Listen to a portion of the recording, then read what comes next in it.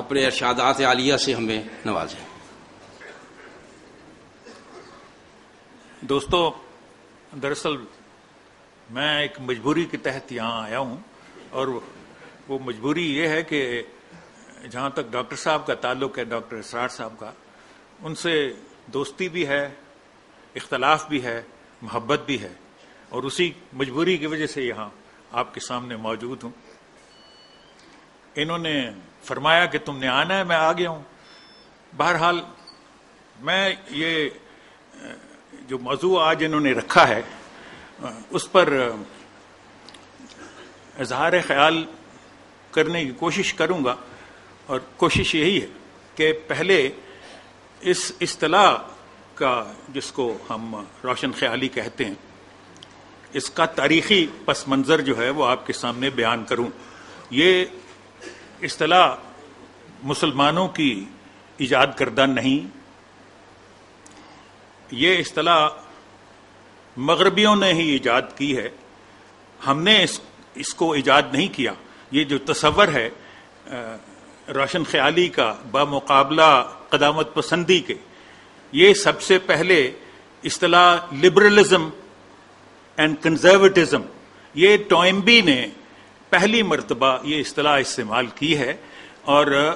اس کا جو پس منظر ہے وہ بھی آپ کے سامنے بیان کیے دیتا ہوں۔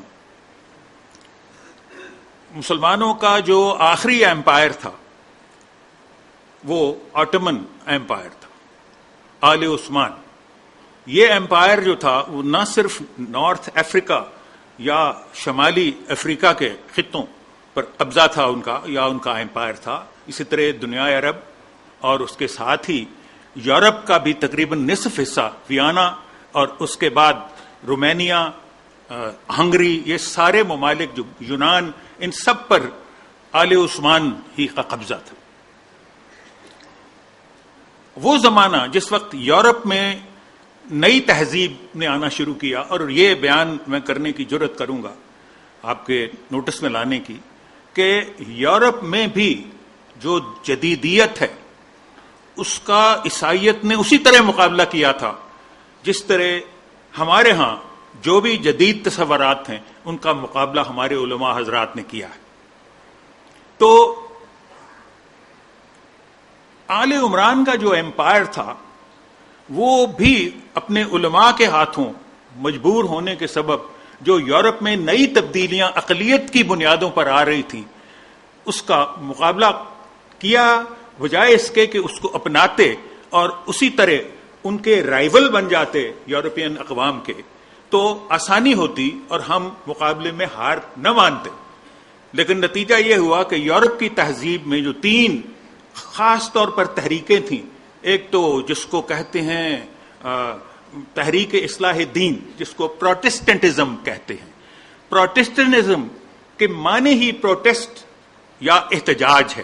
یہ عیسائیت میں احتجاج کی تحریک تھی جو ان کے کیتھولک جو نظام تھا اس کے خلاف تھی۔ تو اس کے نتیجے میں آپ کہہ سکتے ہیں، جس طرح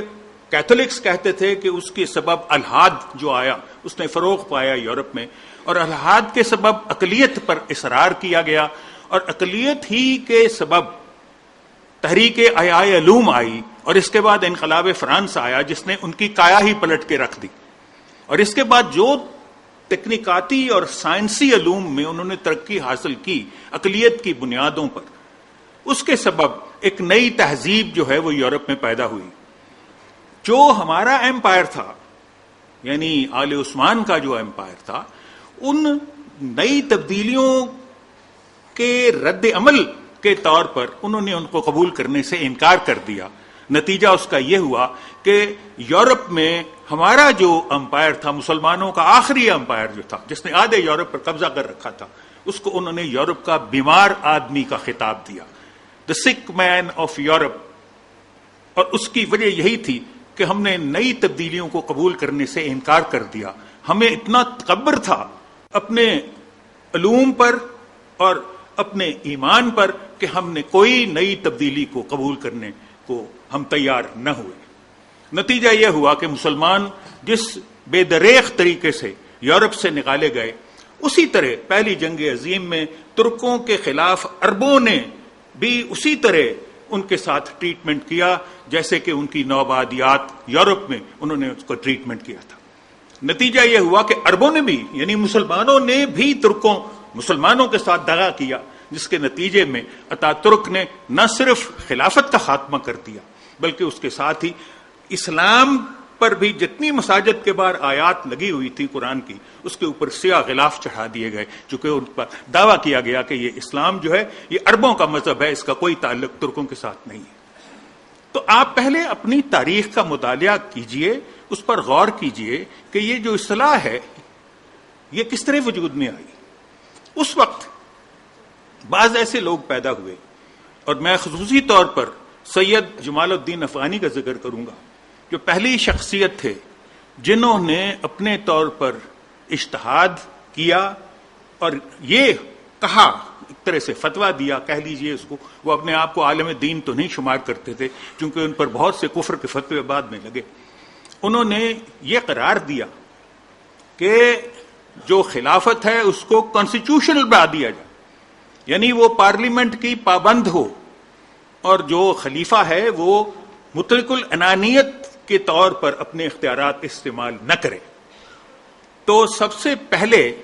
تو ایک اعتبار سے کہہ لیجئے اس کو روشن خیالی کہہ لیں یا جو مرضی کہہ لیں کہ حالات کے ساتھ مطابقت رکھنے کے لیے وہ نہیں چاہتے تھے خلیفہ جو ہے وہ مطلق العنان ہو، وہ چاہتے تھے کہ وہ پارلیمنٹ کا پابند ہو.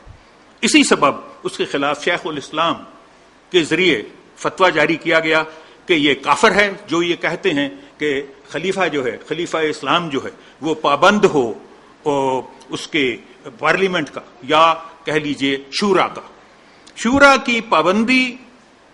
شورا کے فیصلوں کا خلیفے کو پابند بنانا، یہ جمال الدین افغانی کا پہلا قدم تھا جس کو تسلیم نہ کیا گیا. وہ چاہتے تھے کہ مسلم ممالک کی ایک فیڈریشن